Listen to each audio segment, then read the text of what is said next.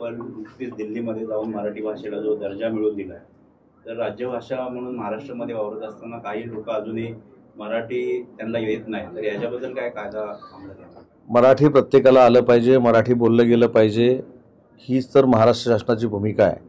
आणि मी जेव्हा दिल्लीमध्ये गेलो होतो, अजून एक महाराष्ट्राच्या दृष्टीनं अभिनव संकल्पना JNUमध्ये आम्ही मांडली। त्या ठिकाणी कुसुमाग्रजांच्या नावानं मराठी अध्यासन केंद्र होतं आहे, छत्रपती शिवाजी महाराजांच्या नावानं अध्यासन केंद्र होतं आहे आणि आजपर्यंतच्या JNUच्या इतिहासामध्ये छत्रपती शिवाजी महाराजांच्या नावानं अध्यासन केंद्र आणि कुसुमाग्रजांच्या नावानं अध्यासन केंद्र ही आपल्या दृष्टीनं अतिशय महत्त्वाची आणि ऐतिहासिक बाब आहे।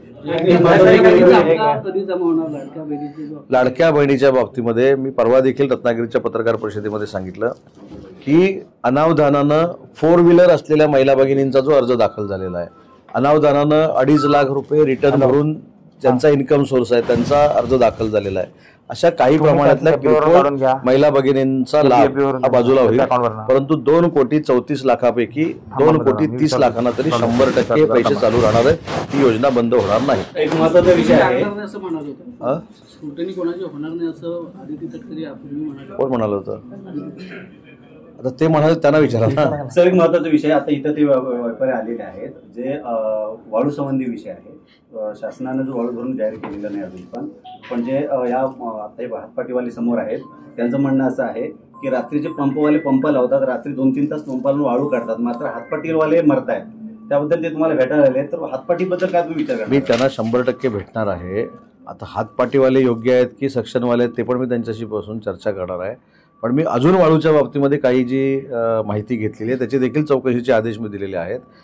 वाळूचा धंदा अनधिकृत करणं ह्याला पाठिंबा कोणी देणार नाही, शासन म्हणून आम्ही देणार नाही। परंतु काही ठिकाणी बऱ्यापैकी अनेक लोकांकडनं ब्लॅकमेलिंग देखील होतं असं मला आता प्रशासनानं सांगितलेलं आहे। तर मी त्यांना सांगितलं की एकीकडं घरं बांधायला वाळू लागते, पंतप्रधान आवास योजनेच्या संदर्भामधली 20 लाख घरं आपण बांधायचा निर्णय घेतला आहे, ती काय चुन्यानं आणि गुळानं बांधून होणार नाही, त्याला देखील वाळू लागणार आहे। त्याच्यामुळे हातपाटीचं धोरण लवकरात लवकर जाहीर करण्याच्या दृष्टीनं आम्ही नक्की प्रयत्न करू। परंतु मला देखील आपल्या माध्यमातून काही लोकांना विनंती करायची आहे की समाजामध्ये वावरत असताना किंवा जनतेमध्ये वावरत असताना अधिकाऱ्यांवर बर्डन आणून समोरच्यांना ब्लॅकमेल करून अशा पद्धतीचे कृत्य देखील होता कामा नये। आज प्रशासनानं माझ्याकडे पालकमंत्री म्हणून रिपोर्ट दिला की अशा पद्धतीचं सगळं सुरू आहे।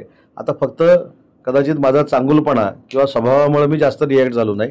जसं आपण हातपाटीच्या ऐवजी सक्शन लावून वाळू काढू नये अशा पद्धतीची भूमिका मांडतो आणि त्याचं समर्थन मी नक्की करतो, तसं माझी ही पण विनंती आहे की वाळूच्या नावानं कोणी ब्लॅकमेल देखील करू नये। साहेब, लोटेर एमआयडीसीमध्ये गॅस गळतीच्या घटना वाढत जातात, सेफ्टी दृष्टिकोनातून काही निश्चित दिले जातील का? त्या वायू गळतीच्या संदर्भात मी पूर्ण माहिती काढली। मुद्दा असा आहे की मेंटेनन्स करत असताना ती गळती झालेली होती, त्याचा परिणाम बरोबर ना। तर त्याच्यामुळे मला असं वाटतं की आपण प्रिकॉशन घेतल्या पाहिजेत, पण प्रिकॉशन घेत असताना मेंटेनन्सच्या वेळी ज्या काही गोष्टी झाल्या त्याच्या पण प्रिकॉशन घेतल्या गेल्या पाहिजेत, अशा मी काल स्पष्ट सूचना दिलेल्या आहेत।